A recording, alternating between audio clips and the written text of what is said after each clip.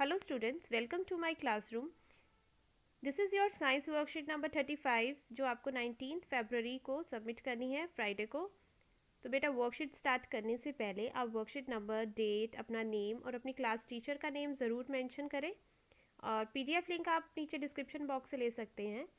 और इसी के साथ आपकी जो सैटरडे की वर्कशीट है वो भी अपलोड कर दी जाएगी, तो आप उसको भी ले सकते हैं। तो उसके लिए प्लीज़ आप चैनल को सब्सक्राइब ज़रूर कर लें सो दैट आपको सारी वर्कशीट्स बेटा टाइम से पहले ही मिल सके। Now let's start force and pressure.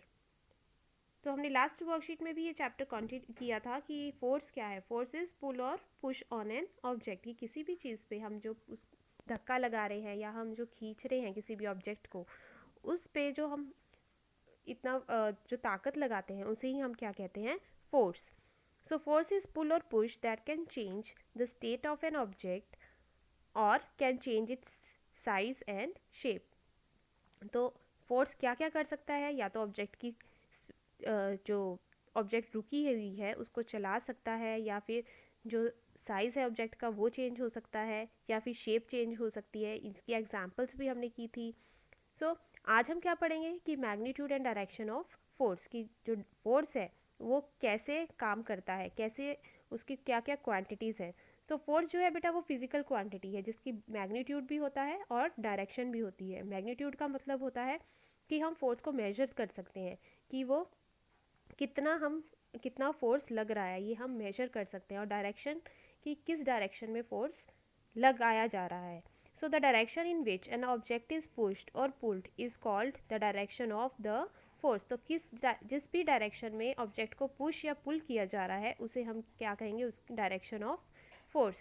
सो आप फर्स्ट में देख सकते हैं कि जो पर्सन है राइट, वो क्या कर रहा है, जो बॉक्स है उसको धक्का लगा रहा है। तो यहाँ पे पुल कर रहा है, तो ये किस डायरेक्शन में कर रहा है, इस डायरेक्शन में। तो ये फोर्स की डायरेक्शन इधर हो गई।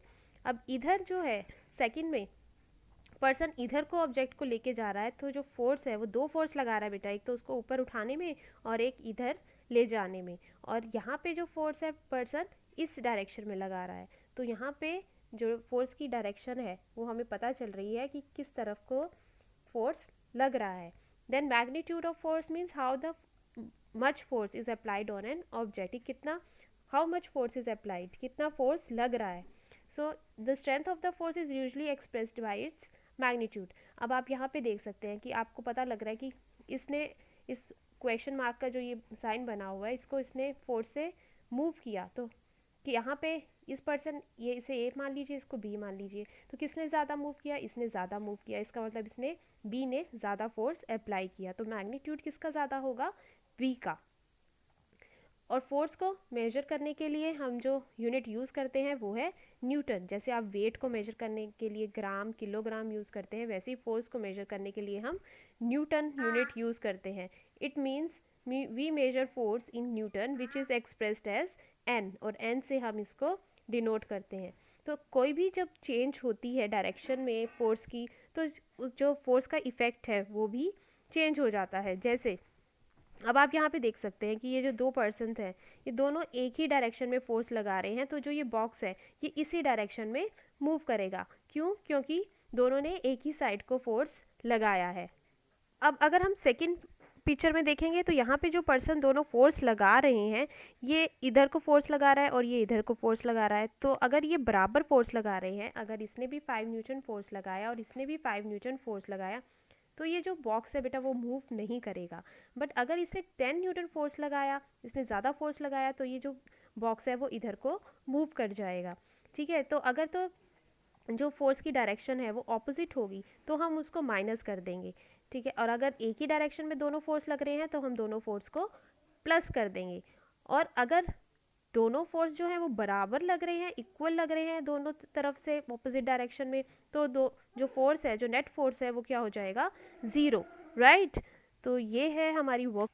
सो now we will do, now check yourself, fill in the blanks.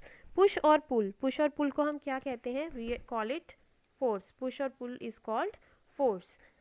A dash can change the state of motion of an object. क्या चेंज कर सकता है, फोर्स ही जो है वो डायरेक्शन को चेंज कर सकता है, मोशन को चेंज कर सकता है। Force has both magnitude and direction, magnitude भी होता है और उसका डायरेक्शन भी होती है. The strength of force is usually expressed in by it's, किससे हम स्ट्रेंथ को, जो फोर्स की स्ट्रेंथ है वो हम किससे मेजर करते हैं, मैग्नीट्यूड से, bye its magnitude. Right, magnitude जो है वो हमें बताता है कि कितना फोर्स लगा है. यूनिट ऑफ फोर्स क्या है, न्यूटन. Right, Newton. मैग्नीट्यूड बेटा वैल्यू, जैसे 5 न्यूटन फोर्स, 10 न्यूटन फोर्स, उसको हम मैग्नीट्यूड कहते हैं. Now question number 2.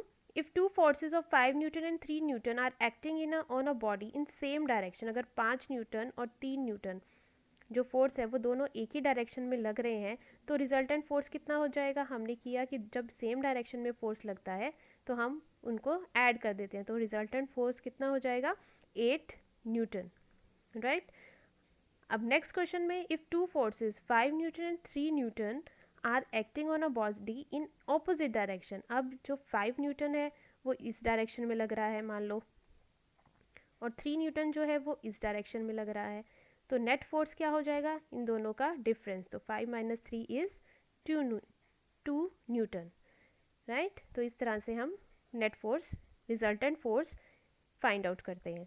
तो ये थी बेटा आपकी वर्कशीट. सो आई होप आपको ये वर्कशीट अच्छे से समझ आई. So please do like, share and subscribe the channel. Thank you.